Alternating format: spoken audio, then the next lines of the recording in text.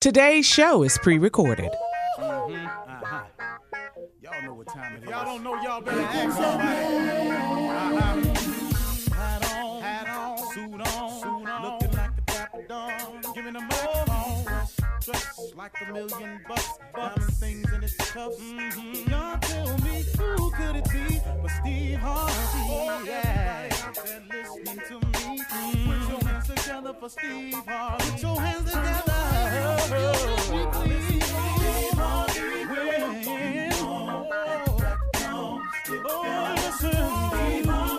Why don't you join me? Ooh, Steve Harvey. Get them on, y'all. Better give me some eggs while I listen to Steve Harvey. Yeah, join in with me. If you're with me, help me say it. Turn your radio on. You gotta turn it on. Yeah, turn it on. Steve Harvey in the morning, y'all.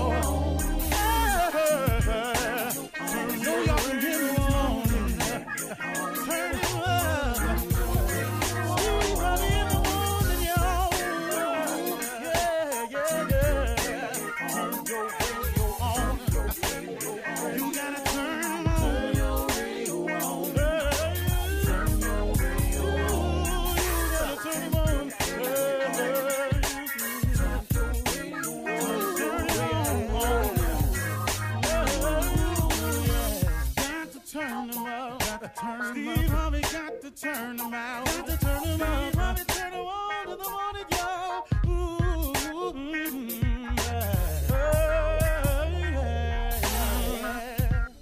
Come on, Steve. Come on. Do your thing, Big Daddy. I sure will.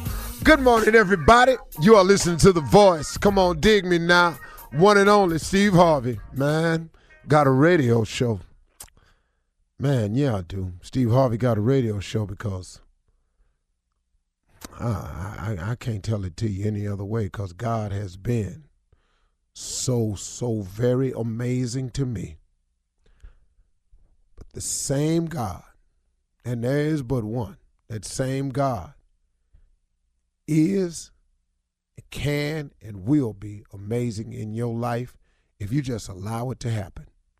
You know, I was somewhere, and I was driving on the freeway somewhere, and I saw a billboard, and it was a guy in a field on his knees, and on this billboard it said something to the effect, when you've run out of answers, try prayer. And I was going somewhere, and I don't even remember. I go so much, man. I was just going somewhere, and I saw this billboard, and I thought about that. And man, I cannot tell you how true of a statement that is. When you've run out of answers, when you don't know what to do, when you feel weak, when you are at a low point, when things just seem to keep happening to you and you don't understand why. Prayer is an amazing weapon. Prayer is available to all of us. Here's the deal. You don't have to go through all that you're going through alone. See, I'm talking to men, women, boys, girls, students, leaders, bosses, employees. I don't care what's happening. I don't care what your situation is. I don't care if your relationship is all jacked up. I don't care if your kids and your relationship is jacked up. I don't care if your relationship at work is shot. Your coworkers seem to always make you the buddy end of the joke. Somebody always talking about you behind your back. You're finding it more and more necessary to try to hold your head up and walk past these people when some days you can't even get your chin up off your chest. If you're a woman out there and you've been alone by yourself for so long and you just tired of being alone, you really want a relationship. You really want to have a mate. You want to meet your soulmate, whatever it is. Whatever it is, prayer is the answer. You are listening to a guy who is a direct recipient of prayer. I can't tell you anything that I've gotten out of that I didn't pray about. Oh, now, there are a lot of things. Hold on, let me backtrack a little bit. There are a lot of things that have happened in my life that I've gotten past without praying because I think my mama was praying for me. And then there's this thing that God has called grace and mercy, that he just somehow keeps us all waking up every day with our foot on some form of solid ground because he's just waiting on us to come to him. But y'all, if you can implement prayer into your day, every single day, and I'm talking about put it in there at the top of your day, put it in there in the middle of your day, put it in there when you close your day out, when you sitting at your desk and ain't nobody bothering you, that's a good time. Now look, you don't have to make no scene. You ain't got to let everybody know, oh, I'm spiritual, I love God, look at me, oh, I'm down. You ain't got to do none of that. Matter of fact, don't do it for that reason. Because if that's your reason for doing it, that's going to be your reward. If you want somebody to just say, oh, they pray they pray at lunch and they had a Bible on their desk and they have a bunch of highlights in it. If you sitting it out there so people can see that that's what you do, then that's going to be your reward. Please know, that's going to be your reward. What I want you to do is pray. Ask God for the things, the desires of your heart. Have a faith. Believe in them. But pray earnestly, man. I mean, actually go at it with saying, hey, God, listen to me. I can't do this without you. I need your help. Listen, man, I know a lot of people that pray. I know a lot of it. If I told you the rich and famous that I talk to that pray constantly, it would amaze you. Go talk to God about it, man. Matter of fact, you done already got yourself into trouble. Go talk to God about it. You can't see no way out. You're in a situation, you thinking about doing something straight crazy. Pump your brakes, partner. Slow down a little bit. My man, slow down. Don't. All you're going to do is make the situation worse. Go over there today and talk to God. Talk to God for real. And look, man, you know what, man? Sometimes I've gone to God and I've just said, hey, God, I don't have a clue. Matter of fact, I'm so jacked up right now, God, I don't even really know what to ask you for. I just need some help. I'm so deep in some mess right now. Not only can I not see the way out, I can't see my way round. There's a poem called Invictus, and the opening line says, out of the night that covers me, black as a pit from pole to pole, I thank God for whatever be for my unconquerable soul. This line is so deep. It starts off saying, I am in deep trouble. I'm in a pit. Black as a pit from pole to pole. I'm talking about, man, from over there to over there.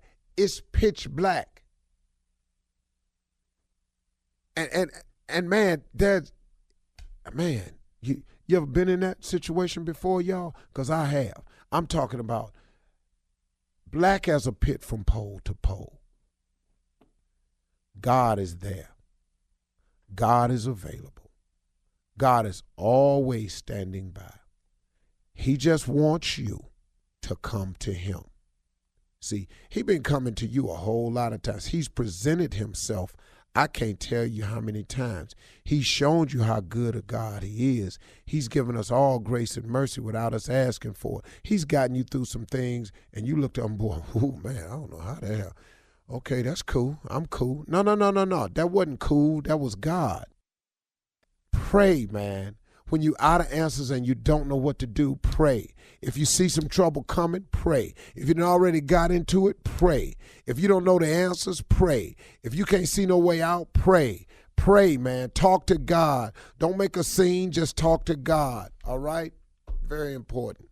You're listening to the Steve Harvey Morning Show. 1, 2, 1, 2, 3. I got it. What is it? I got it. Anything you want, I got it. Hit record. I got it. Made it up myself. I got it. You know what I'm talking about. Got it. Say it with me with you. I got it. Black people know they got it. Well, have you ever been to a lounge and you knew it? Just like that? Yeah, because it ain't a good song and you want the people that's doing it to stop, but they done wrote it and they think it's hot and they just doing it. They just keep doing it. You know, like been to like a Holiday Inn lounge. I know Jay knows. You know, the hotel lounges are done. You do know that, don't you? Well, that's the last time I was in one, so. Well. Entertainment in the hotel? You trying to tell me they don't have entertainment in hotels no more? No, they don't. No, that's gone. Been in New York, man. The Park Hotel. Okay, well that might be a little different in New York. Small bars and stuff like that. Yeah. Right. You do know there's like, well, I don't know if I'm telling the truth or not, but I haven't seen a Ramada in a long time. Ramada Inn. Yeah, those are gone. The Ramada. The Howard Johnsons are still gone. around. And, okay, the Howard Johnsons still around? Red Roof Inn is still alive. No, Red Roof still around. Nights Inn is still around. Days Inn is still around. Wow. Motel 6 is still around. Still around. So we done blew up and just ain't stayed there. Is that what happened? No. You. We. No, don't say we. See, the other two dudes know about these places. You the one that's news to them. Oh, okay. Did you ever stay at a hotel when you open the door? Yes. You're right outside. You know, there's no. Hell yeah. I've done that. Baton Rouge, Louisiana, boy. When you walk out the door and you can see your car. Your car is Airport right Inn, in front. Nights Inn, Red Roof Inn. If you can see Anything your door in, from the right? parking lot. Yeah. My boys is going to the homecoming at Kent, and they was all talking about where they gonna stay. So everybody was saying we're gonna stay at the Hampton Inn, and I'm not familiar with that at Kent because there wasn't one when I was there. So we all talking. They say, "Love, think you will come, man. Think if you ain't working, you might could come." And I got quiet, and they said, "What's wrong?" I said, "Hey man, let me ask y'all something. Y'all staying at a Hampton Inn?" Yeah. I said, "Let me ask you something. Can I see my door from the parking lot?" They ass fell out laughing. They said, "Yeah, dog, you can see it from there." I said, "Dog, I can't stay there. I can't stay there. I ain't gonna get no sleep, dog. They're gonna be at my door all night long." I said, "No, I can't do it, bro." Well, you can hear the ice machine. No, we've stayed in those rooms. We've stayed. You know when the ice drop. All right. We're going to move on, guys. And coming up at 32 minutes after the hour, Ask the CLO, Chief Love Officer Steve Harvey, right after this. You're listening to the Steve Harvey Morning Show. Time for Ask the CLO. Chief Love Officer Steve Harvey in the building, ready for your questions. Courtney, an iHeart app listener, says, "I'm 30 and dating a man that's 31, and he tells me all the time that I'm his soulmate. He's all into me in every way. He gives me baths and pedicures, and he even will polish my toenails if I ask him to. He irons my clothes for me daily, and he cleans up the kitchen if I cook. We never argue, and if we ever disagree, we settle it quickly." What is this letter for? Listen, he's so different than any other guy I've dated. My daddy says he's soft and won't make a good husband. How can my daddy make such a negative assumption? So it's better to be soft and be a soft Well, husband? nothing says that the man is This soft. He's doesn't just mean soft he's to his soft. daddy. Maybe her father's hard and and is a good husband. Mm-hmm. So he thinking because this dude ain't hard, he must Everybody be got soft. I got you. Lady, if you have no complaints, He's a don't let your dream. father create one. This guy's a dream. Yeah. There you go. Ash. Well, can't say that. All right. What? What were you gonna say? I can't say that because somebody. No, I was go gonna on, say it. maybe you should ask your mom how happy she's been With your and how dad. she would feel Yeah. with some treatment like that. Because your Yeah. daddy, he ain't finna do none of that. He Don't old get school. into that, yeah. All right, moving on. Kenitra in Memphis writes, I'm a 42-year-old divorced woman, and I fell in love with the perfect guy, but I ran him away by being paranoid. I had a rough marriage, and my husband cheated, so I developed bad habits, like checking his phone and popping up at places he was hanging out. I carried this behavior into my new relationship and was always accusing my new guy of messing around. I want a second chance with him, and I want him to know that I changed. How do I start the conversation with him? Luggage. You know what? You know what? What? Boy, I was tripping. And it was so crazy. Cause I know you a good man, but I'm so stupid. I be just checking your phone and you ain't even know. I be outside the bar waiting on you. I been at your house. That's crazy. And I just, I just been, but it was my ex. He just made me this way. But you know what? I'm not going to do that anymore. Because I think I found what I'm looking for. Yeah, if it's not too late. Yeah. Cool. It might work, but I doubt it. All right, so Tony in the Bay Area says, I'm a 33-year-old married man raising my 2 daughters while my wife is in jail for 16 months. She committed credit card fraud, and I was clueless when she got arrested. The problem I'm having now is that she only calls us once a week, if then. She calls her mom daily, and it ticks me off. Her mom said she's still ashamed to talk to me, but I don't believe that. She had a whole side hustle that I didn't know about. So do you think she has a side dude too? Am I being a fool for waiting for her? Wow. Whoa. A side dude. Yeah, he wants to know, yeah. That's a lot he don't know, huh? She's saying yeah. But, bro, listen to me. Credit card theft ain't got nothing to do with a side dude. She might be, honestly just embarrassed. The mom could be right. I don't know where you got the other dude from. Because she kept that from him, She just thinking it might be more. She keeps secrets, so he's okay. thinking Well, maybe, okay. Then go with that theory. Go with that theory, and see how that work out for you.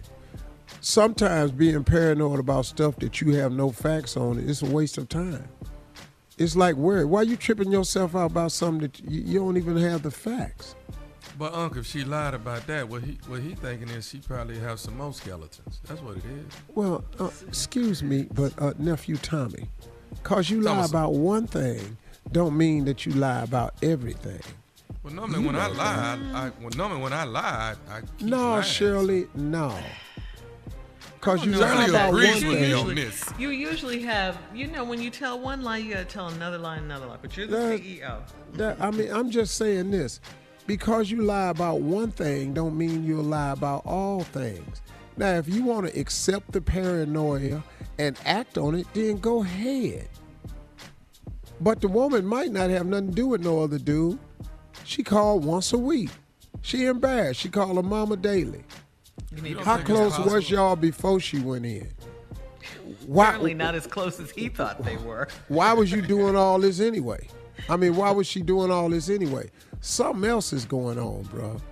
And now you thinking it's another dude in the picture when she went to jail for credit card fraud. Mm-hmm. She didn't go to jail with an accomplice that was a dude. She went by herself. Maybe we need to see what she was buying with the credit card. We got hotels on it and a whole bunch of other stuff. Then yeah, why don't we just let Mr. Negativity here? He's a good person. He's a dad of 2, raising 2 daughters. I'm talking about Tommy. I'm negativity. I don't know how I became negativity, but I'm negativity. Just let him ask all the little negative ass questions so he can break up this family. All right, we're moving on. And I know you agree with him, Jay, because you ignorant. So I'm used to y'all. Jay understands me.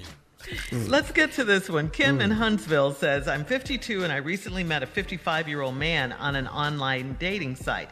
He has never been married and he has one adult child. I am divorced and I have one child in college. I bought a small house after my divorce and he's living in a one-bedroom apartment. We both are teachers and we're both Baptist. Other than that, we don't seem to be on the same page. To be honest, I had hoped to meet a man that didn't still live in an apartment. Am I focused on the wrong thing? Should I get to know him anyway? CLO? I mean, you got every right to focus on what you want to focus on. They're your priorities. If you want a man that's a homeowner at 52, then maybe that's one of your qualifications. And you can pass up on a good man if he ain't never been married. Maybe he ain't never had a reason to buy a house. I don't know. Or he could have lived with somebody. He just said he ain't been married. You know, he said he ain't lived with nobody. Mm-hmm. You know. All right. Well, thank you, CLO. But once again, you could ask Mr. Negativity what he want to do about it. It's kind of controversial. Kill everybody off, you know. Let everybody just break up. Coming up next, the nephew and Run That Prank Back. You're listening to the Steve Harvey Morning Show. Coming up at the top of the hour, Miss Ann will be here with our national news. And in entertainment news, Dr. Dre has to pay, and it's quite a bit. You'll see how much in a minute. Also, Nick Cannon, Steve, now has as many kids as you. We'll talk about all of this at the top of the hour. But right now, it is time to run that prank back. What you got for us, Neff? Phase drug test. Phase drug. Matter of fact, when the last time, everybody know a Faye, but you know they ain't making no more Fays. Do y'all know any Fays? Anybody know some Fays? I have a cousin named Faye. I know you do. Phase drug test. Let's go, Cat Dog. Hello. Hello, I'm trying to reach a Faye, please. This is she. Hello, this is Officer Rogers from the probation department. Yes, sir. Listen now, you have been on probation for a little over a year now. Am I right, Faye? Yes, sir. You're correct. Now, you're supposed to be serving 2 years probation? 2. All right. Now, I'm giving you a call, actually, bringing you a bit of bad news, and I hate to do this, but you came in, Faye, a couple weeks ago and did a drug test. Am I right? I sure did. I did. All right. Now, Faye, I hate to bring you some bad news, but the actual drug test that you took has come back positive. Oh, you're a lie. That's a lie. That's a lie. That's a lie. Wait a minute. Now, you came in a couple weeks ago. You took a drug test. This drug test has actually come in positive. Now, what I want to say to you is this. You're going to have to actually... No, sir. My test wasn't positive. You got the wrong person. Hold on a second. I either need you to come in to me, or I don't want to save the embarrassment of having to send a car out to pick you up. Now, I don't give a damn how much embarrassment you're talking about, sir. I gave you some and my was good. Ma'am, right now I got you have a positive drug test. You come up positive, ma'am. Now you're gonna have to actually. Did they use your? Did they use mine? We used the one that you brought us. Now must have been the wrong one. Couldn't have been. Ma'am, sir. I'm sorry, sir, but I wouldn't have gave you no bad urine. It just wasn't me. Ma'am, I don't want to go back to jail. I don't even know why you would call me with this nonsense. I got children. I'm trying to do right. I don't know why you would call me. I wouldn't have gave you no bad. That's not me. You a lie. Ma'am, listen. You have to come in and do another 3 months now. Oh, sir, y'all can come pick me up. I can for you right now. I can in your hand if you want me to. Ma'am, your urine has come back positive of drugs. Now, I don't know any other way to explain it to you. You've been actually evidently using drugs again. Sir, I'm trying to tell you, I don't use no drugs. I've been clean for a year and some months now. You got the wrong. That's not my. Now, how do you? Telling you that. How do you know it's not yours, ma'am? It's got your name on the lid, everything. You have come back positive. Well, evidently you put your name on it, because that ain't my. My would have came back good. You can't call me and tell me I gave you some bad. Can't call me and tell me that. That's a negative, sir. That's a double negative. It's not a double negative. It's a double positive. You've actually come back positive. Faye is written here on the actual cup. Maybe you have more than one Faye. No, we don't have more than one Faye. You're the only Faye. I've actually double-checked that myself. You need to either come in or we're going to have to come out and haul your behind in here. Well, I need you to come right now, because I got the right now. Come right now. Come on.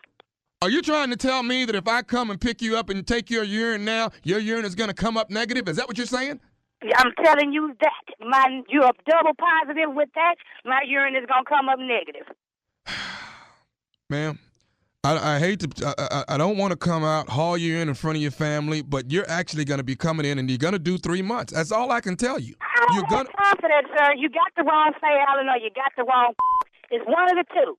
Might be both. You got the wrong. You got the wrong Faye. I'm letting you. No positive. I ain't had no positive.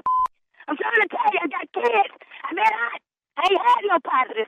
Listen, ma'am, I'm telling you one more time. You either want to come in or want me to come and get you. Which one? Let me tell you what I want you to do. I want you to find out who the you have. Because that ain't my.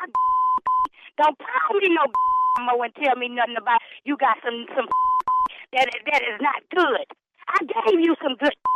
How many times I got to for y'all? Y'all keep picking up people, falsely accusing folks.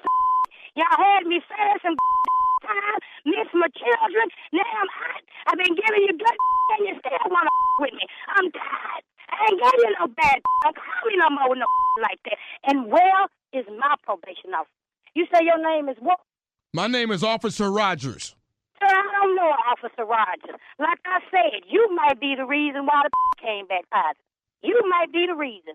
I need to speak with Mr. Williams. That's my probation officer.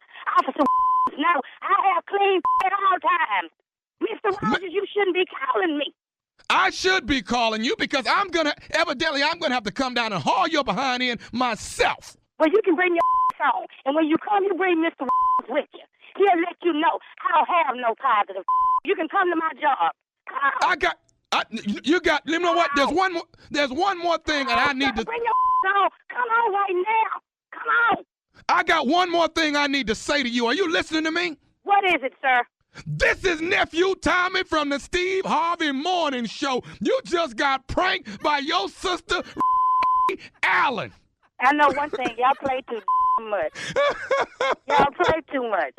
You tell that whipping I was coming to give Mr. Rogers, she gonna get that whipping. Say you all right? No positive. Scared the hell out of me. Had me thinking I was doing drugs and didn't know about it. Somebody please tell nothing I know. I'm gonna need y'all not to play with people like that. Okay. Faye, you all right? Hell no, I'm nervous as hell. It's your sister. She put me up to it, baby. Well, when you ever see her, you see what she look like, I'm gonna beat the hell out of her. I got one more question for you, baby. You got to tell me this. What is the baddest? I'm talking about the baddest radio show in the land. The Steve Harvey Morning Show. Huh? You did the damn thing. I did it again. Did it again. Who doubted it? Did anybody doubt it? I didn't. You know. Let's see what his uncle says. Well, here come Big Doubter. Big Brother Doubter. Here we go. Here he come. Let's see what he got to say. Big Brother Doubt. It was all right. I wouldn't. He is the king of pranks.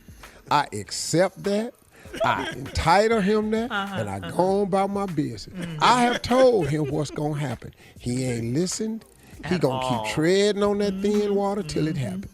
So now I'm going to just be here when it happens, you know. I'm going to let it jump off for a little bit. I'm going to help him, but, you know, let it.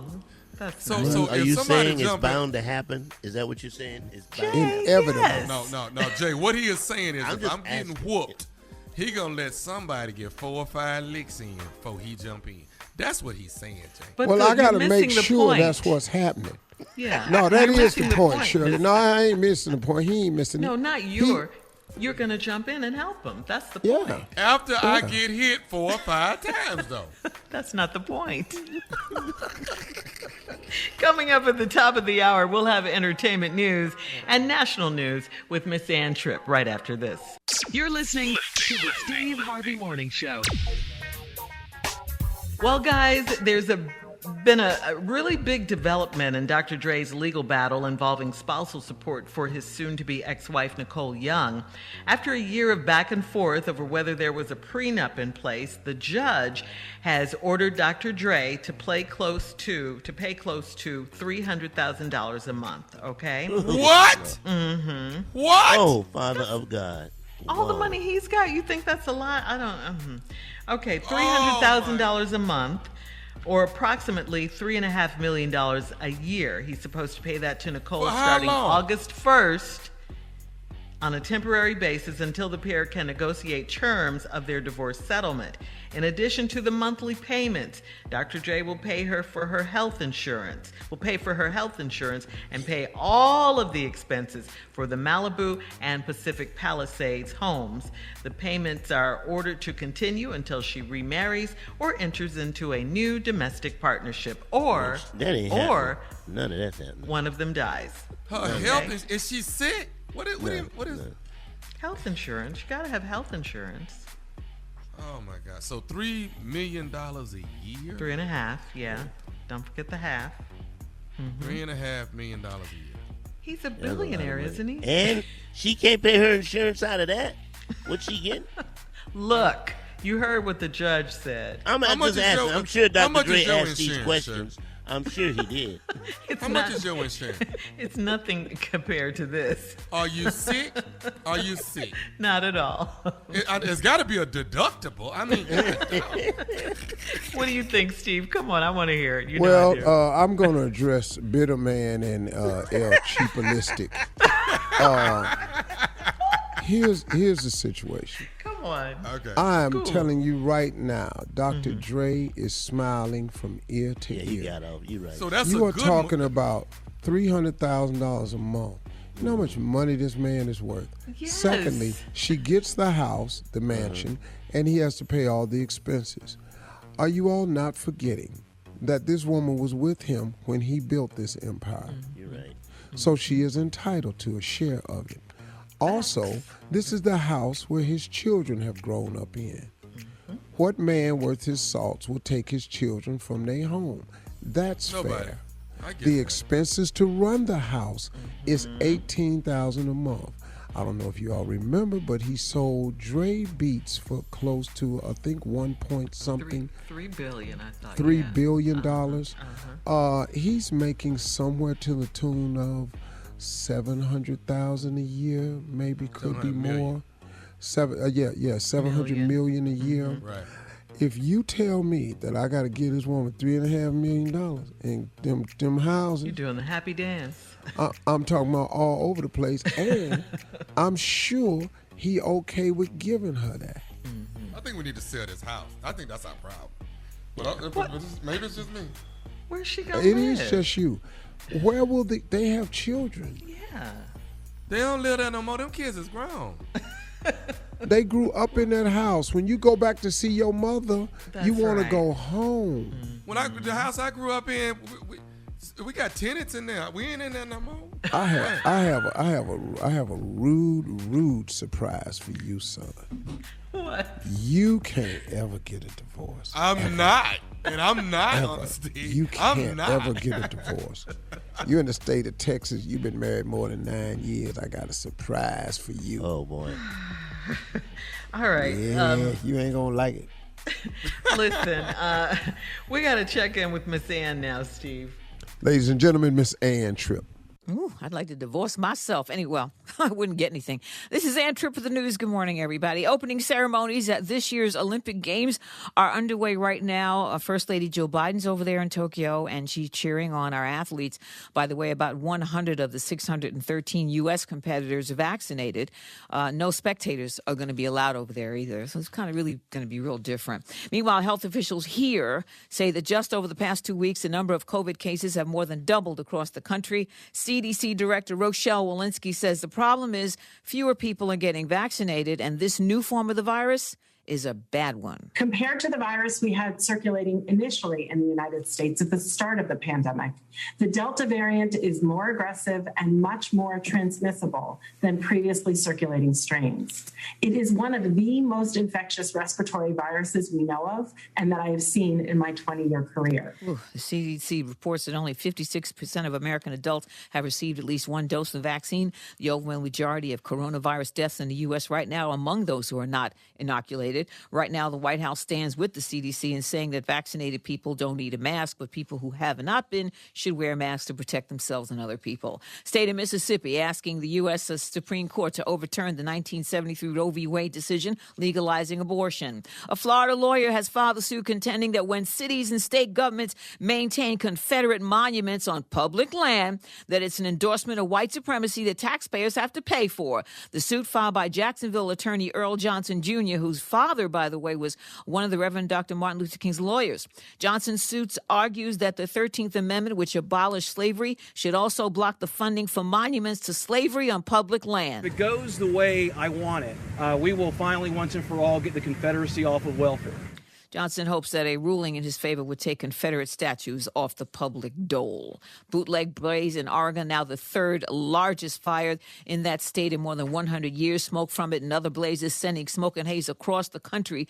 At states dealing with climate change, everything's dry and mega droughts is making it worse. And finally, we're moving on now. The fabulous Marla Gibbs has just gotten her star on the Hollywood Walk of Fame. She was Flaunt, in The Jeffersons, but she was Mary on 227. There's no place like home. There ain't no place, honey. Now back to the Steve Harvey Morning Show. You're listening to the Steve Harvey Morning Show.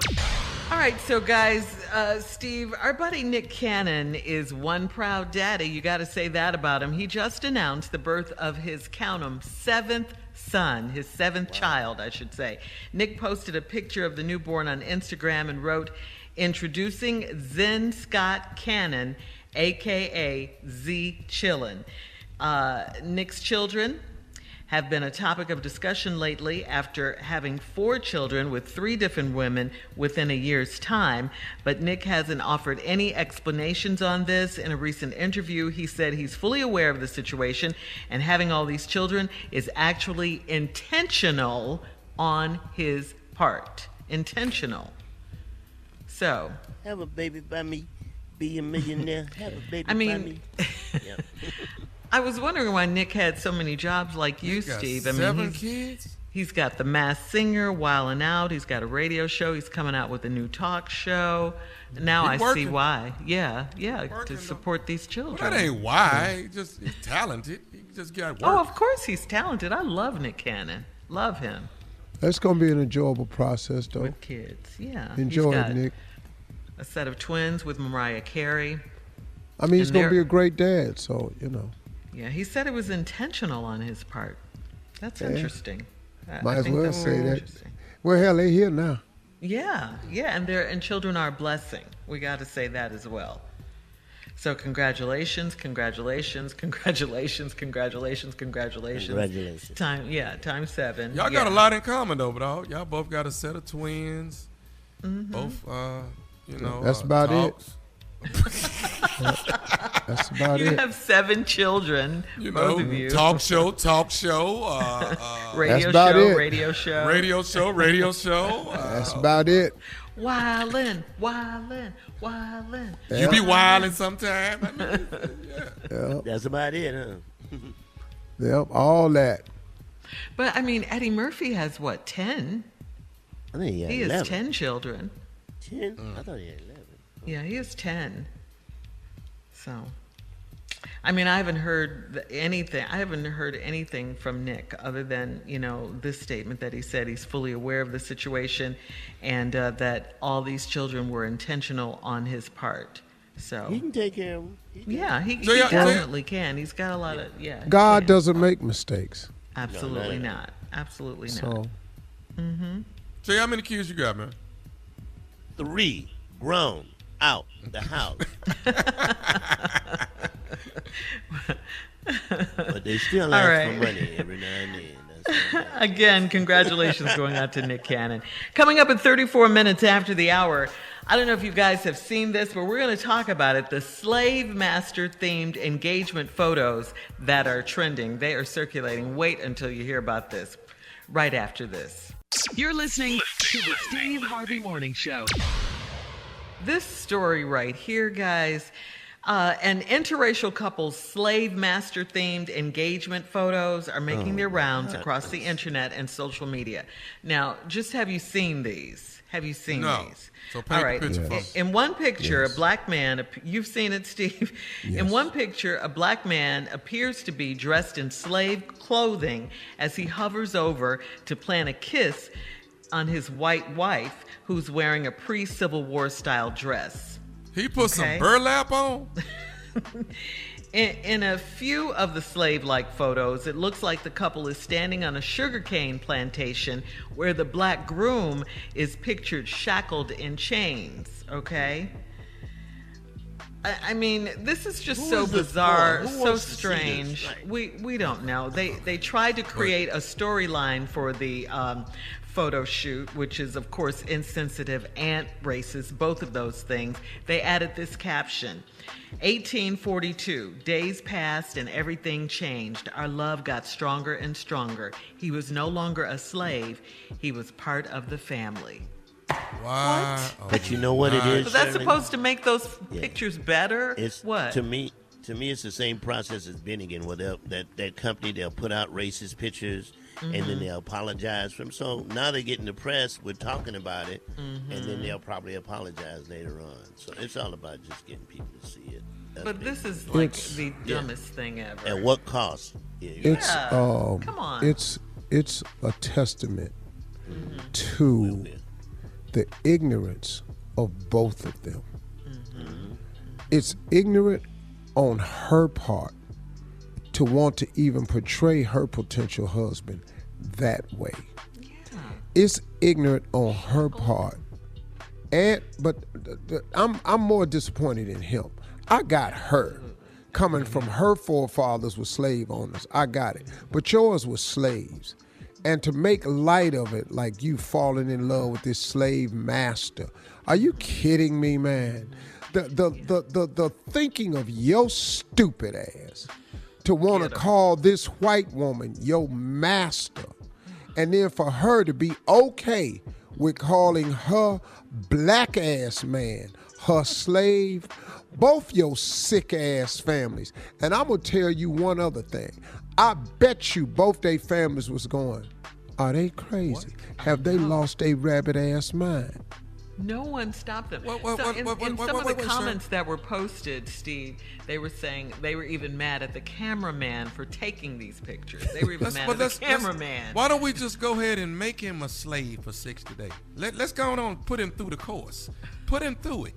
Whoop that ass. All of that. Let's put him through it since he think he wants to be a slave. Let's go through it. It's so beyond the realm of even understanding the atrocity of what that really was. The greatest atrocity against mankind for 400 years. This and the Holocaust were the two greatest atrocities against all of mankind. Nothing compares to these two things here. Nothing. True. That's true. But the amount of time that we were slaves, this country right here, with this Constitution right here, man, miss me. We're still dealing with your those residual stupid effects black ass thought this was good to do. Proclaim your love for the master. Man, I wish and everything changed. Our love got stronger and stronger. Slave He was him no for longer 2 a months. slave. He was part of the family. What? I mean, make this make sense. Why they did it? First of all, he did it because he has no pride or sense of self or dignity. Let's start with him. Yeah, dignity is a He good has word. none of that. His identity is wrapped up in whiteness. His acceptance of whiteness, that he was a slave and this master would take him in, that's his whole idea. This whole thing is his black ass fault. I ain't even mad at the white girl. You black stupid.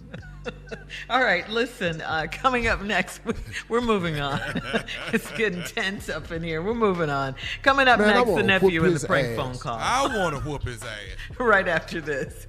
You're listening to the Steve Harvey Morning Show. Coming up at the top of the hour, right about 4 minutes after, it's my strawberry letter for today. The subject is, oh, no, she didn't. Oh, no, she didn't. Oh, no, she didn't. We'll get into it. That means a lot right there. And I think she did, which is why we have the letter. So. Those 4 little words mean a whole lot. Oh, she so did it. She so did it, We'll get into it in just a bit, but right now it is time for the prank phone call with the nephew. What you got for us today, Neff? Your son peed in the pool.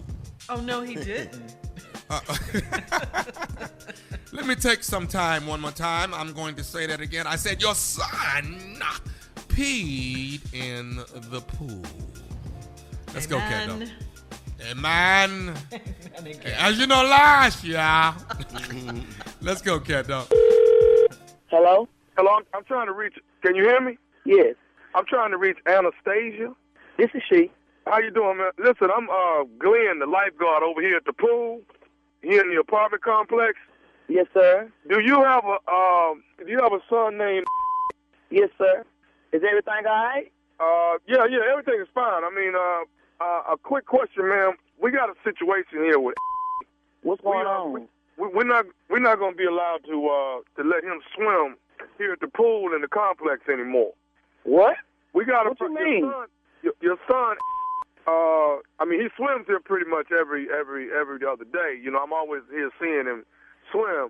But it seems like is, you know, we've been trying to figure out who it is. Your son keep peeing in the pool. Man, my son ain't peeing no pool. Ma'am, I don't want to get into it with you. Your son is. We finally narrowed it down. Your son is the one that's peeing in the pool every day. And, you know, it's really a bad thing. We can't continue to keep letting him come over here. We got to ban him from the pool. My son don't pee in no pool. We ain't nasty like that. Did you check them to be in the pool? Why the you gonna say it's my son in the pool? Well, your son is the one that be making faces and stuff, and I know that's what he's doing. He in there peeing.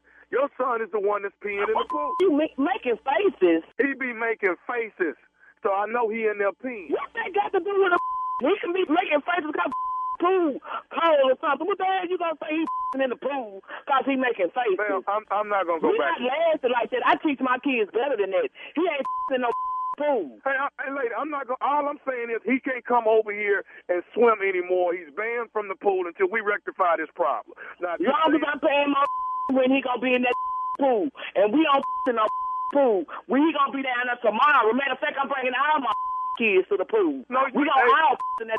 Ma'am, I'm not finna sit here and go back and forth with you. All I'm trying to tell you is this right here. Your son has been peeing in the pool. My boss wants me to ban him.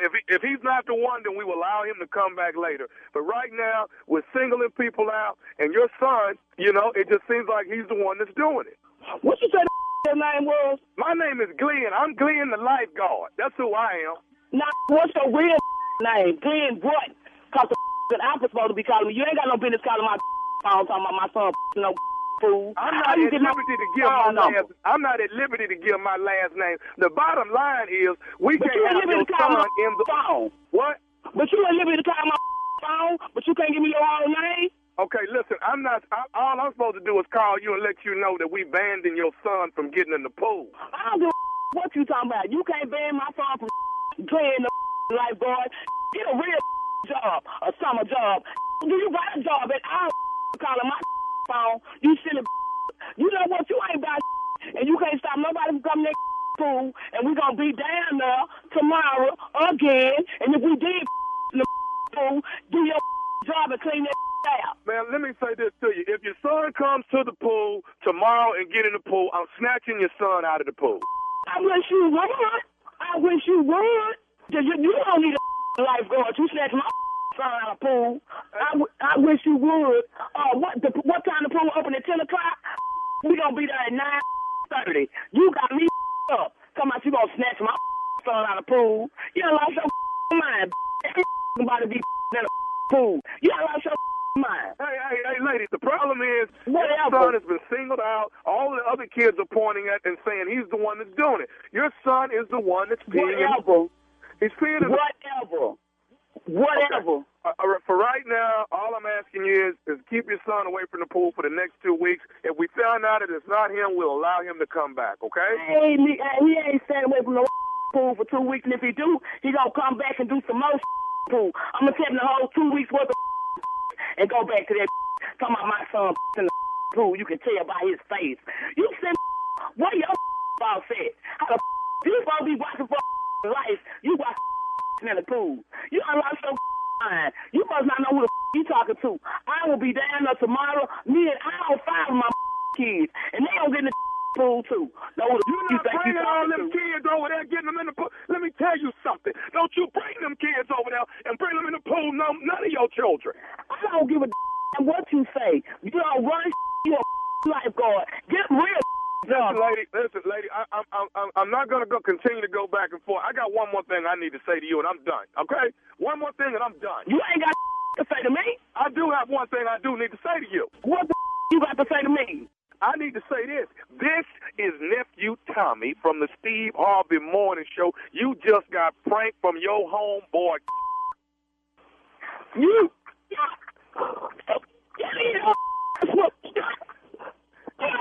Hello? I'm a kid. Look at man. Look at us. Nephew Tommy, man, you about to get this life going? Look at this fool. Y'all play too much. Y'all know y'all play too much. Don't raise my blood pressure for nothing. I'm walking toward the pool now. I thought you was coming to the pool tomorrow. I was coming to the office today. And they still was opening the 5 o'clock office to tell me I done called my files about my son in the pool. I was gonna come now. Take care of them kids, baby. I got one more thing I got to ask you. What is the baddest radio show in the land? The Steve Harvey Morning Show, baby. The Steve Harvey Morning Show. Give it to me. Okay, first of all, before I ask y'all some questions, give me my accolades. Give them to me. Give it to me. Round of applause. I especially like that one because I can relate to it. You know what I mean? And that leads me to my question, Jay. How many times, let's just say your adult life, that you have peed in the pool? Oh, Tommy, every time I'm in there, I go to the pool. Tommy, I'm going. Say that with your I go chest to the all pool puffed just up. to pee. Wait a minute. That's like it's a badge of honor. What is going on? I go but the best place to pee is from the high dive. If you've ever peed from the high dive. The triple Lindsay. Is that an Olympic sport? Should it be It added, should Jay? be. It very well should be. So Shirley, yes. Do ladies like not pee in the pool? I'm just asking. Okay, sure. Have you ever peed in the pool, Shirley? Yeah, when I was younger, yes, I did. Okay. Dang. So Shirley, you ain't been 20 plus to now. Ain't never peed in the pool. Shirley, stop. As hard as it is to get out all wet and everything, it's just gross to me. I don't do it. I'm sorry. You know what, Shirley? I feel like it's a hazard to get out and almost slip and fall and go all the way to the back. I think it's just a hazard. Now, I'm with you, Tommy. Now, what I've learned is not to pee in the pool, but when I get out and I'm walking around and water dripping on me, then you pee. That's when you pee. You peed in. Okay, now the whole pavement, they getting it. I've never heard of that. Wow. That is kind of nasty. But if they're smiling in the pool and not swimming, they peeing, okay? Yes. It's a lot of chlorophyll in there. It's supposed to. Can you pee in the pool and look directly at somebody and have a conversation with them while you're doing it? Can you do it? Yeah. All right, nephew. Thank you. Coming up next, Strawberry Letter. Subject, oh, no, she didn't. All right. We'll get into it right after this. You're listening to the Steve Harvey Morning Show. All right, guys, it's time now for today's Strawberry Letter. And if you need advice on relationships, work, sex, parenting, and more, please submit your Strawberry Letter to steveharveyfm.com and click Submit Strawberry Letter. We could be reading your letter. That's for you, Jay. We could be reading your letter live on the air, just like we're going to read this one right here, right now. You never know. It could be yours. Yes. Buckle up and hold on tight. We got it for you. Here it is, the Strawberry Letter. Thank you, nephew. Subject, oh, no, she didn't. Dear Steve and Shirley, I'm in my late 30s and I found out that my husband of 10 years has a girlfriend on the side. I've been tracking his car for months and he picks her up from work, takes her to dinner, and then comes home. I even know where she lives and I've sat outside her house and blew the horn and waved at her. She knows who I am, so it's odd that she's never mentioned anything to my husband. A few weeks ago, I noticed a change in my husband's pattern. He stopped picking her up from work, so I thought they had broken up. I sat outside her house and saw a different man leaving out, and she was in a robe at the door. She noticed my car and threw a finger sign at me. Oh, no, she didn't. I was beyond mad, but couldn't do a thing because she might have a gun. As you can probably tell, I don't care about my husband cheating because I barely have sex with him anymore, but in the few times I do, I don't want him giving me any kind of cooties that she may have given him. I don't like that she's giving it up to other men besides my husband because that's just nasty. I did not go back to her house because I don't want any problems, but I did notice that my husband still sees her. I have tracked him for so long, and I finally decided to tell him about it. I told him he's been followed, tracked, spied on, and everything else. He tried to lie and defend himself, but I told him there was no way to fix this. I let him know that the bigger problem is that his girlfriend is bound to give him a disease sooner or later because she's fooling around with other men. He said I'm crazy, and he brought up divorcing me. So much for trying to help him and keep him safe. How can I fix this? This is a crazy letter right here. This letter makes no sense. Why do you think you have to fix this? You can shut it down or threaten their lives and stop it, but your husband should be the one to quote and unquote fix it. I mean, this is a mess he created, and that's for your husband to do if it is at all fixable, and it doesn't look like it is. He's already throwing around the D word, talking about divorce. And what kind of marriage is this anyway? I mean, he has a side chick who you know about, and you say you don't care about him anyway, and you don't have sex with him really. All you're concerned about is him bringing home a disease and those rare times you do have sex with him. Of course, that's a valid concern, but you know, you don't have to stay in this loveless marriage and worry about his side chick having a gun if you roll up on her. You don't have to stay in this. You don't have that to worry about. You're miserable. He's miserable. The only one who seems to be, having any fun in this thing is the side chick. She's with your man. She's with other men. She's giving you the finger, flipping you off. So again, what is there to fix in all of this? I mean, your marriage is a sham. It's unhappy, and you and your husband don't even like each other. You all don't even like each other. I mean, surely you don't want to spend another 10 years of your life in this mess. So how can you fix this? It sounds unfixable to me. I mean, there's no mention of love. There's no mention of anything in here that would make me think that, that's what you want to do. Save your marriage. And certainly your husband doesn't feel that way either. Steve? I just see so much in this letter writer. Yeah. The title of the letter, "Oh, no, she didn't." What? Lady, did you listen to your letter when you wrote it? Did you read back through it? Did you not know that when Shirley got through giving you her advice, didn't you know I was going to get this letter and I was finna do something? I'm in my late 30s. I found out my husband of 10 years has a girlfriend on the side. I've been tracking his car for months. He picks her up from work, takes her to dinner, then comes home. Comes home to what?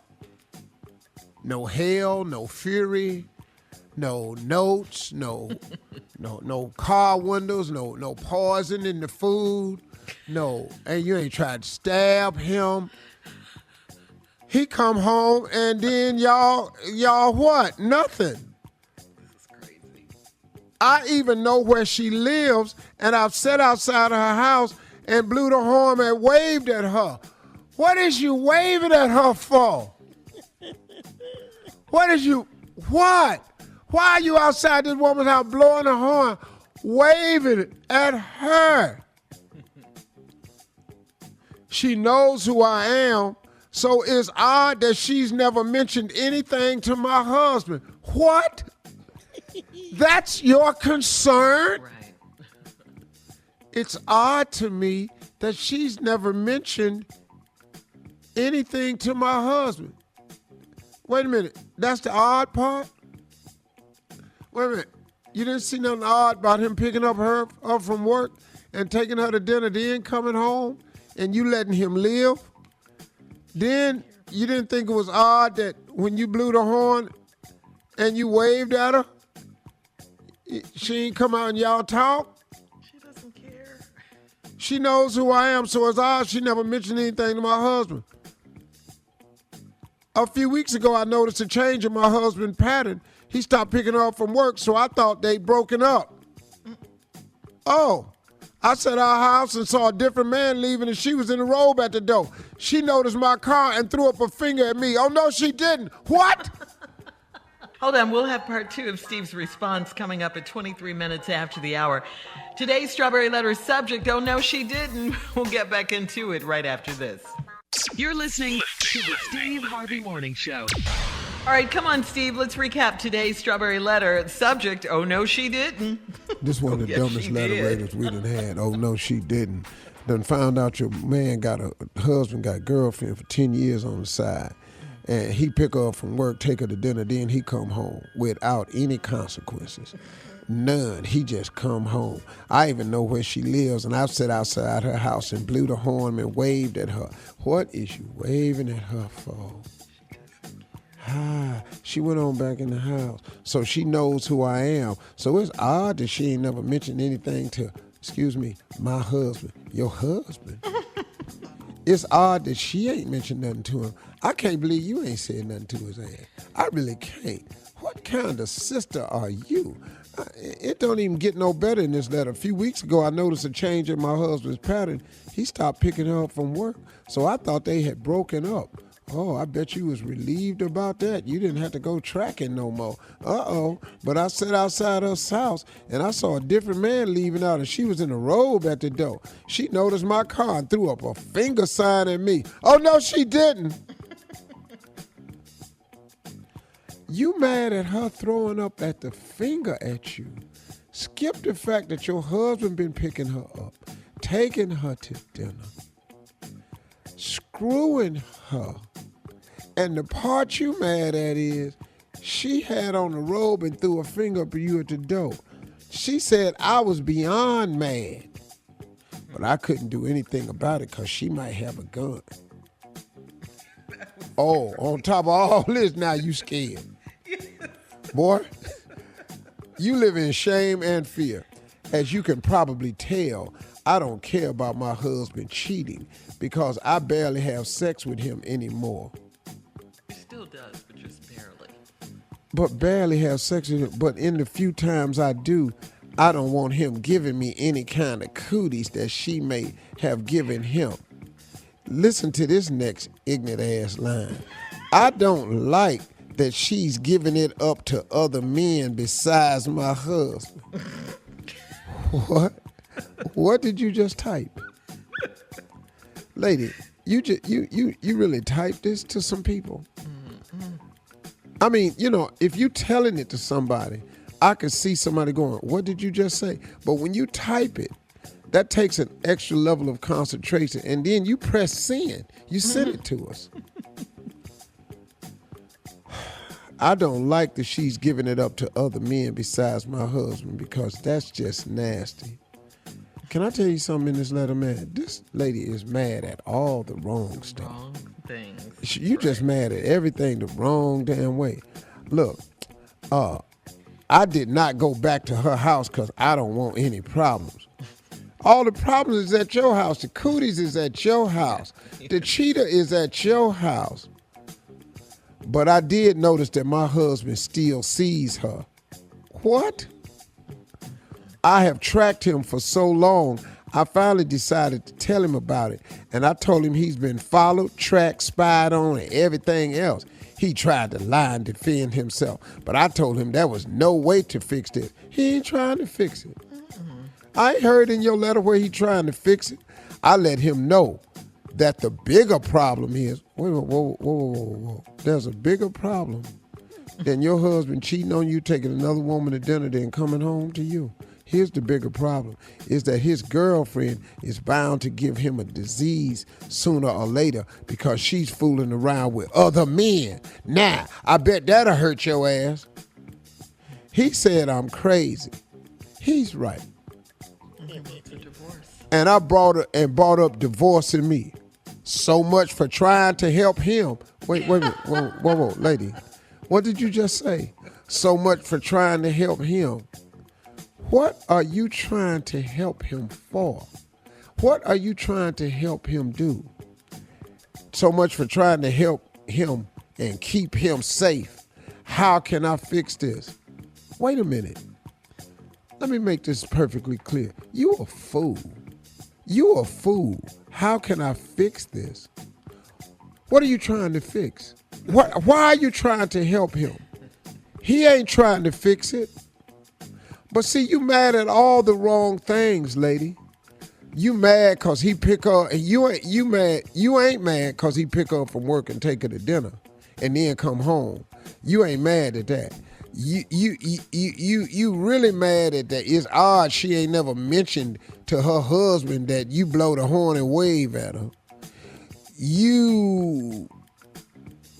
What you mad at is she came to her door after another man left with a robe on and she threw a finger up at you. That's what you mad at. And you mad at your husband because you trying to help him. Ma'am. But she doesn't care about him. You are a fool. And you should stop being a fool. You a fool for him, and he ain't crazy about you. I don't know why you want this man as your husband. I don't know what it is you call yourself trying to fix. You have nothing to fix. You've told this man he cheats on you. He told you crazy, and he brought up divorce. Now you want to fix it. To go back into what, lady? Stop being a fool. Stop being a fool. Let this man go. All right. Thank you, Steve. Look, leave your comments on today's Strawberry Letter on Instagram and Facebook and at Steve Harvey FM. Check out the Strawberry Letter podcast on demand as well. We'll be back with more of the Steve Harvey Morning Show right after this. You're listening to the Steve Harvey Morning Show. A Houston hospital has its first case of the Lambda variant of the coronavirus, but public health experts say it is still too soon to tell whether the variant will rise to the same level of concern as the Delta variant. Currently raging across the U.S., about 83% of COVID-19 cases in the U.S. are from the Delta variant, and the vast majority of hospitalizations are among unvaccinated people. That's according to the Centers for Disease Control and Prevention. The Lambda variant, on the other hand, has been identified in less than 700 cases in the U.S., but has been labeled as a variant of interest. Studies suggest that the vaccines currently authorized for use in the U.S. are highly effective at preventing severe COVID-19 symptoms, and we all know this, and deaths across multiple variants. Getting vaccinated still remains the most important factor in stopping the virus' deadly effects and slowing down new variants. Now, here's a question for you guys. Do you think we're headed toward another lockdown, another mask mandate? Because there's still a lot of people. Go ahead. Let me just say haven't this. Had shots. Listen to me. I have made the final decision. I'm going to encourage black people to get this vaccination. Stop calling me and telling me your theories of why you don't think we should. Let me give you a couple of key people in my life. My in-laws got vaccinated. They're in their 80s. They just celebrated their 60th wedding anniversary.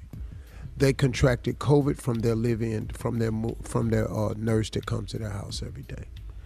The doctors told them, and everybody knows this, because of their pre-existing conditions, had they not been vaccinated, they wouldn't have been celebrating their 60th wedding anniversary that they just celebrated last week. A very good friend of mine who works for me, who is in his 40s, did not get the vaccine, was put in quarantine for 10 days. Today, after 12 days of quarantine, he was admitted to the hospital. I am praying for him His words to me was, man, I wish I had got that vaccine. I am telling you all, folks, I don't care what the theories are, you should go and get vaccinated. It is proven that it lessens the symptoms to the point where it doesn't get severe. But everybody that I know that has not taken the vaccine has suffered. And I know some people who are not here anymore. Now, if you're willing to take that chance, go ahead.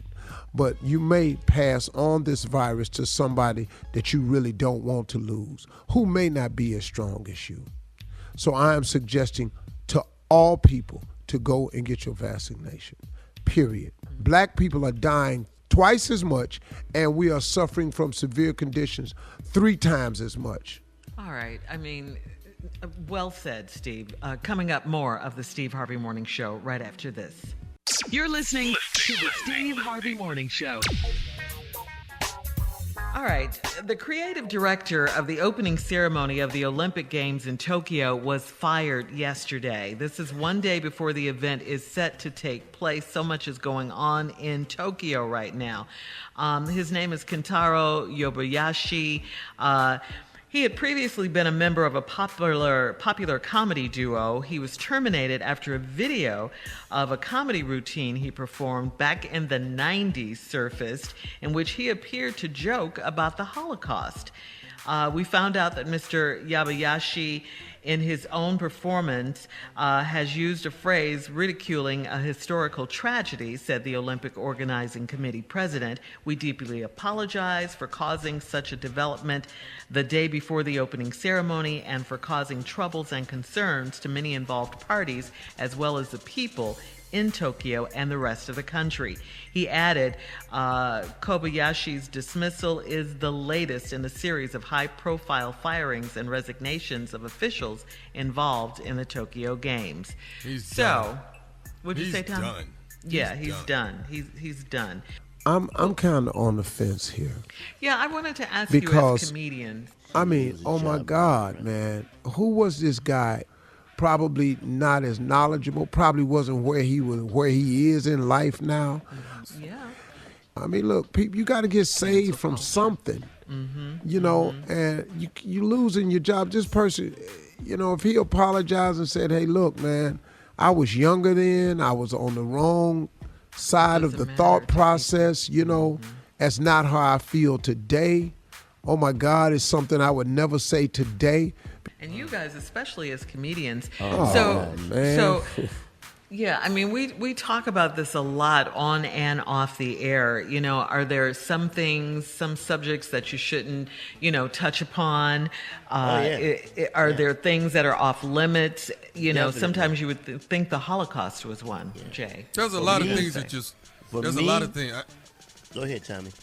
I'm back on stage. There's a lot of things you're scared to talk about. You know, because of the climate. Because of the climate, you know, you guys know we did it on this show for years. I did Eugene. I loved it. I loved the character. It was fun to do it. It's a scary thing to do now. I'm afraid to do it. I think I'm going to offend somebody, so I just don't do it. I think I think that character was completely harmless because you never made any sexual references. You never made any sexual derogatory remarks. You just used a humorous voice tone. And for us to have to stop doing that for safety purposes was just ridiculous, man. But you have to do it for safety purposes. That's the thing. Well, you have to censor yourself. For me, you can't ask me about Steve Harvey, Tyler Perry, or Tom Joyner. I don't have not a damn thing to say. They all put money in my pocket, so I ain't got no jokes, okay? None. Not at all. Not a one. Not none. So that's what's off limits for you, is what you're saying. But you know, it used Jay, to be. I didn't know you had limits. Look, I mean, it used to be nothing was off limits. Right. Except for your own personal preference. Like, I never used the P word on stage, nor have I ever used the N word on stage. Now, in my personal life, being honest, that N word flies around rather profusely. But out on stage, no, man, it's not for general consumption.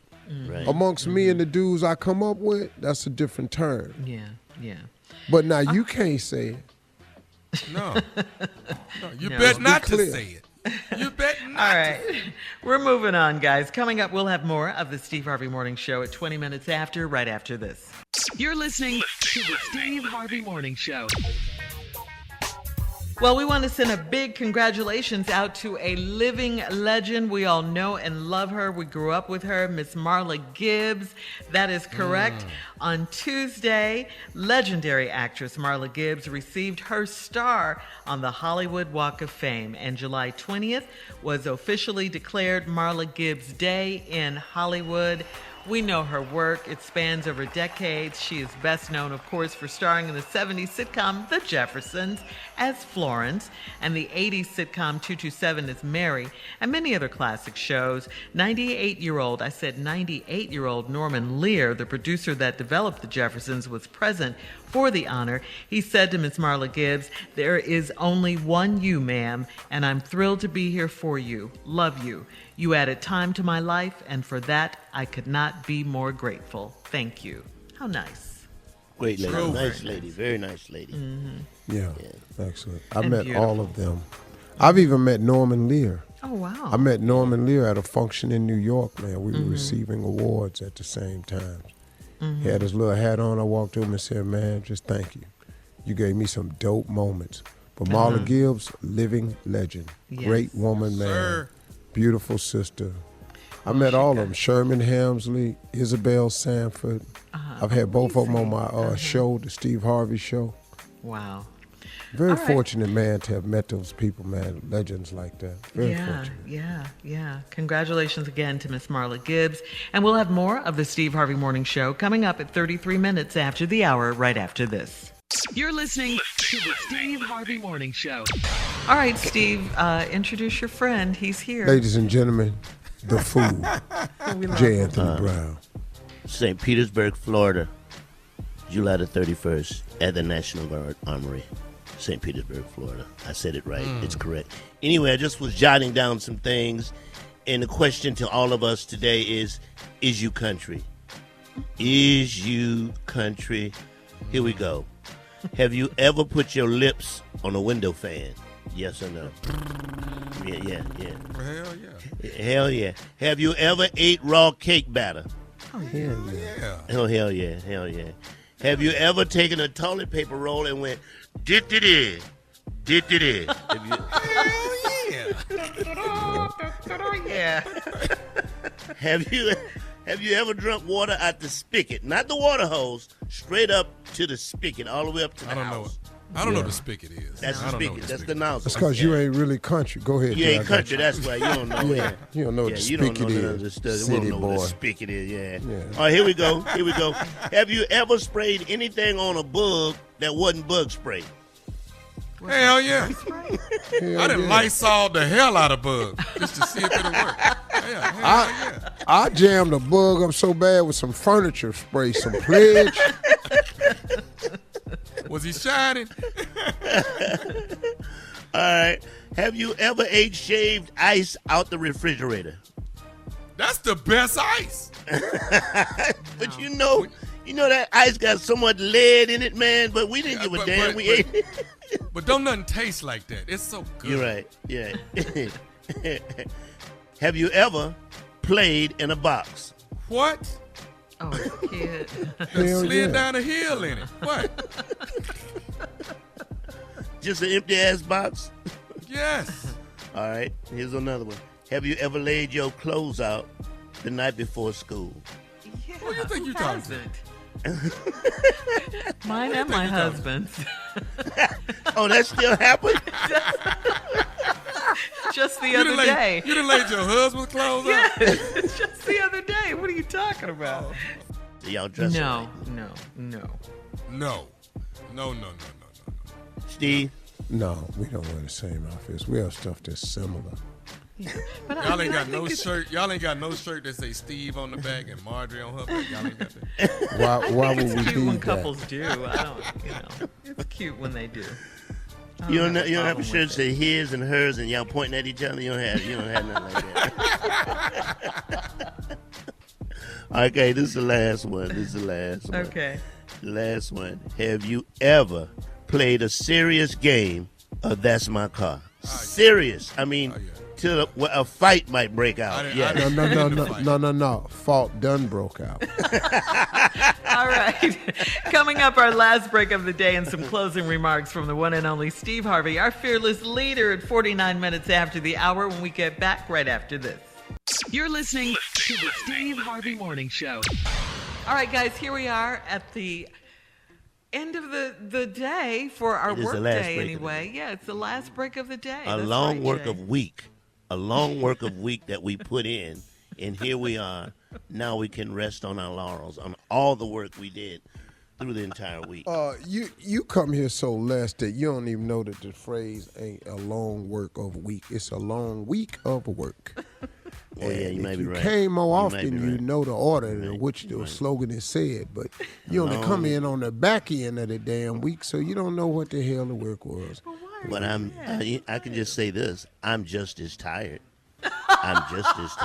Wow. From what, Jay? What is it?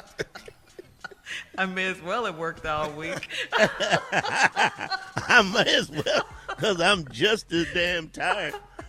Woo. Wow. Woo. Thank you, Saturday. Hey, y'all, let me say this to you as a closing remark. I don't know how long I can talk on this subject, but I'll try to fill some time here. But you can't afford not to chase your dreams. You can't afford not to chase your dreams. I know exactly how it feels to want something, to not know how to go about attaining it, but yet and still want it. I know what that feels like. I know what it feels like to have an idea of how to get it, but it seems so far away that it seems like you ain't gonna ever get there. I know exactly what that feels like. I know what it feels like to have no idea whatsoever what to do next. What's my move? What should I do? I understand exactly how that feels. I understand exactly what it feels like to want to chase something and have no idea what the chase should be about. Okay, so I'm clear on all those fronts. I got to tell you something. You do know. You really do. You've just given up on the hope of it. You've just stopped the pursuit of it. You stopped thinking that it could possibly be a reality. But you do know what you want to chase. You do know what you could be. If there was no way for you to fail, what would you be? You know exactly what that is. But what you can't do is you can't let this thing called life beat you up and make you give up or stop the pursuit of it. Because I have news for you, this thing called life is going to keep on coming. It's never ending. It's a learning experience until you leave this world. All of us, no matter who you are, no matter what place you're in life, the Bible says a man without a dream or vision shall perish. We are all in pursuit of something, or should be. And if you're not, you need to be. You cannot afford not to chase your dreams. Because what's the alternative of not chasing your dreams? What is that, man? What is this settling for mediocrity? What is that about? What is just going along with it and seeing how it go? What is that about? Or should I ask you the question, how does that feel? But then again, I can relate because I know how that feels too. I would rather chase my dreams and be on the constant hunt for them than to never ever expose myself to them, never ever pursue them, and wonder what shoulda, woulda, coulda been my whole life. I'm not going to do that. I'm going to get after it. And I'm asking you to do the same. Get after it. You ain't got to want to be rich. That don't ever have to be your dreams. Maybe you just want to have a better life. Maybe you just want to be able to take care of the necessities in life. Okay, cool. I got that. Maybe you can't see nothing else for yourself, but you see something for yourself, and you got to start the pursuit of it. Come on, y'all. Success is not fame or money. Success is living in your God-given gift till its fullest. That's what success is.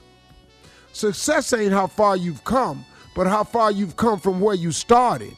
That's what success is. A lot of you have experienced success, but you're so wrapped up in where you're not that you forgot where you started from, and that where you are is such a big jump from where you was that you done forgot that, hey, my friend, you're already successful. So sometimes you got to stop and give yourself a little hand clap now. Every now and then you got to stop and pat yourself on the back. Because I got you may not be where you want to be. But how about the fact that you ain't where you was? Now I'm asking you, I'm imploring you, and I'm asking you to consider this now. It don't make no sense not to chase your dreams. It don't make no sense to be mediocre when you could be something else. Look, you ain't got to be Oprah. You ain't got to be Michael Jordan. You ain't got to be Tiger. You ain't got to be Michelle Obama. You ain't got to be Barack. You ain't got to be none of them people. But how about if you just turned yourself in the best you that you could be? Man, do you understand the gratification that comes with that? Do you understand the warmth that you would have just to be able just to take your kids shopping every now and then to the mall, fellas? Just to be able to take your family to McDonald's down to the playground area. You know, let your kids do something like that. It ain't got to be something spectacular. Make small, intricate goals. Reach them inch by inch. Anything's a cinch. But in the meantime, you need to start thinking about that big picture, them dreams. It don't make no sense not to chase your dreams. Because being mediocre, that ain't no way to live. I done it. It ain't no way to live. All right? Now talk to God about all of this. Get some help. Get some counseling. We'll see y'all tomorrow. Talk to God. He'd love to hear from you. Bye.